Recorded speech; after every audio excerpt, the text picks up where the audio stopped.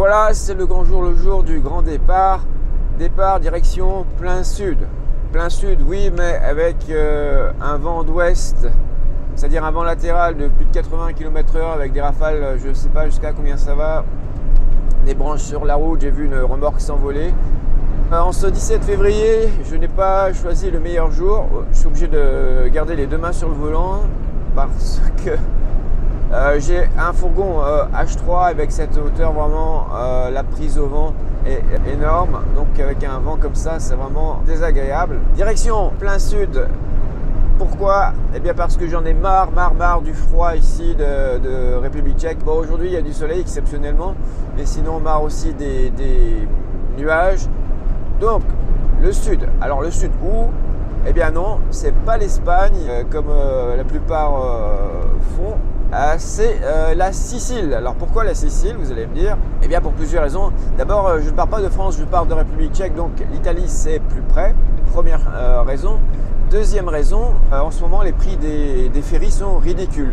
Donc je ne vais pas faire tout le parcours sur la route et je vais aller jusqu'à Livourne, prendre le ferry. J'ai trouvé un aller-retour pour 252 €. Le fourgon, un passager fauteuil, ouais, j'ai pas pris la cabine, je dormirai par terre dans mon duvet. C'est une traversée de nuit qui dure 18 heures, je vous en reparlerai. Donc direction Livourne. Sinon, ce qu'il faut savoir, c'est que pour la Sicile, il y a aussi des départs de France, mais pas sûr en cette saison, de Toulon et de Nice. Je crois que c'est plutôt en haute saison. Sinon, après, le plus près, bien, il faut aller en Italie, au nord de l'Italie, au port de Gênes. Donc pour moi, Gênes ou Livourne, c'est la même distance. Et avec ce prix-là, 252 € l'aller-retour, j'économise énormément. Vu le prix du carburant actuellement et le prix des autoroutes italiennes, donc je pense que je fais une bonne affaire. Voilà, j'ai plus qu'à souhaiter que de ne pas me recevoir un arbre sur la tronche. Mais bon, ça devrait se calmer au cours de la journée. Le programme aujourd'hui, c'est de traverser toute l'Autriche d'une seule traite.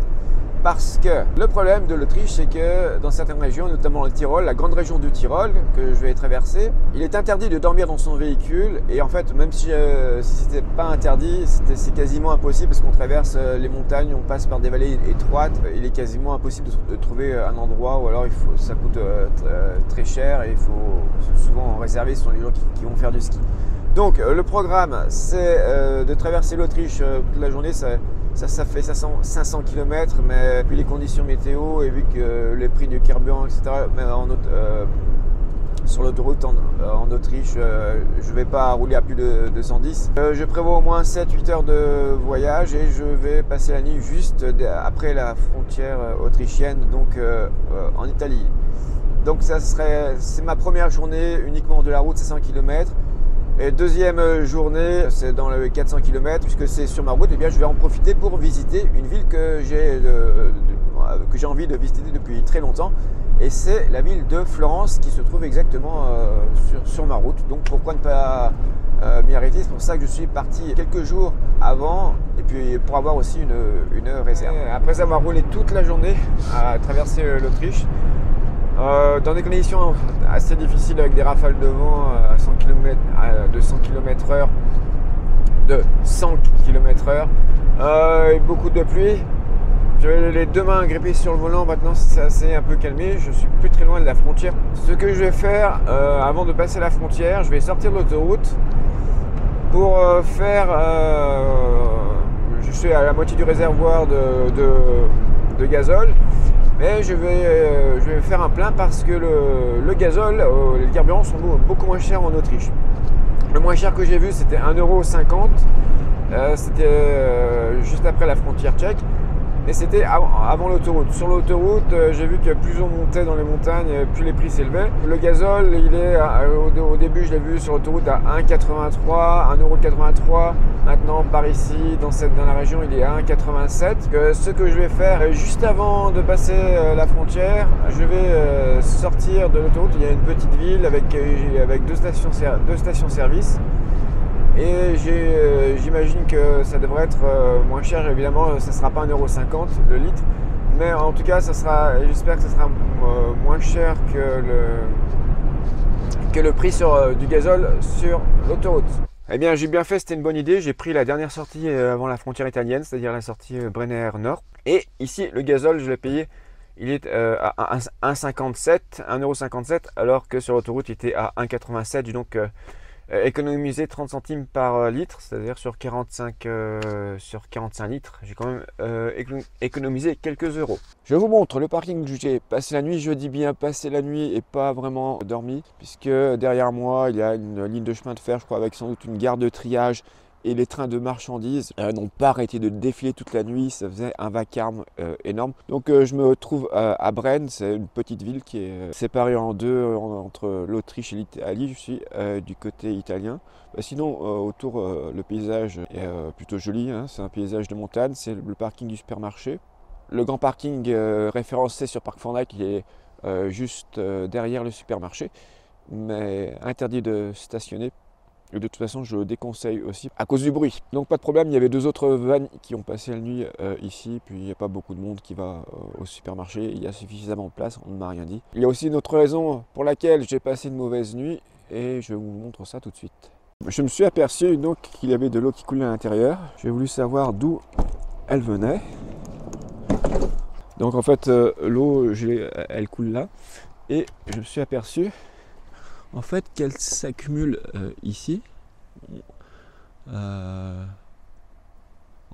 C'est pas une grande quantité, je sais pas du tout ce que c'est. On dirait que c'est de l'eau propre.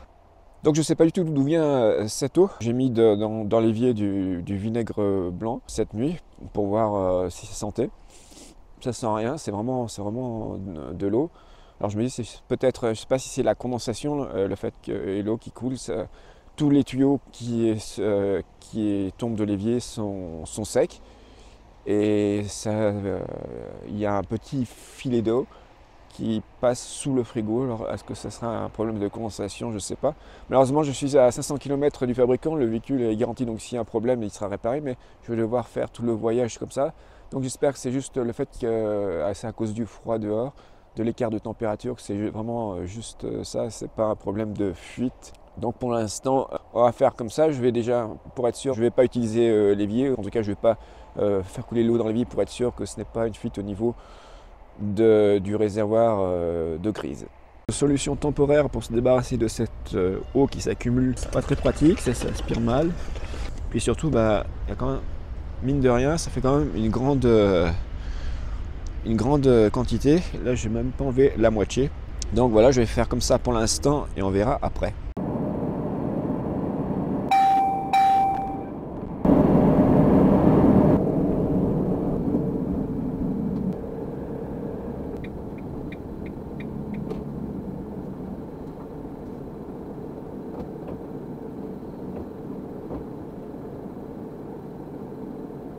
Bon, ça fait pas très longtemps que je suis parti, mais je me suis arrêté sur une aire d'autoroute parce que Waze qui me guide c'est bloqué. J'aime bien avoir, notamment pour les limitations de vitesse, même si j'ai 200 ou 300 km d'autoroute, donc ce ne sera pas un problème.